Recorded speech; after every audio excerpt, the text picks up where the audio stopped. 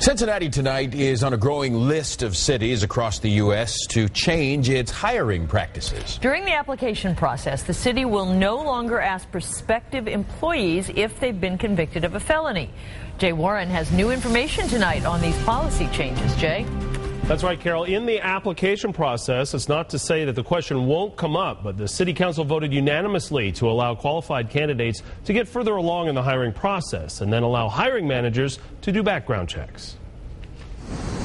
Council wants to allow, for example, a 40-year-old with a drug conviction when he was 19 who's been clean ever since to have a shot at a job. I'm not asking anybody to have, oh, please have mercy on poor ex-cons. Let's have a bleeding heart for ex-felons. Stephen Johnson Grove works with the Ohio Justice and Policy Center.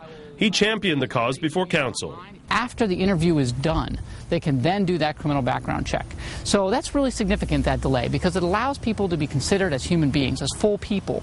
They get considered on their job qualifications, on their employment skills, instead of just being defined solely by that checkbox. Mayor Mark Mallory says today's decision also creates consistency for the city's hiring practices.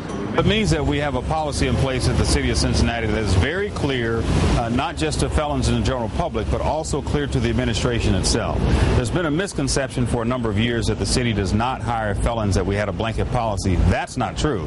However, we were not consistent in how we applied the policy that we did have in place. Cincinnati is now, on my count, of 21 or number 22 of cities and counties across this nation that have enacted specific hiring policy changes to allow for the fair consideration of people with criminal records. And this is really significant not just for the city employment. City employs over 6,000 people, but the private sector as well can look at this and see a model for how a smart hiring policy can be put in place that both has concern for the safety and liability issues, but also affords reasonable fairness for people who've really turned their lives around.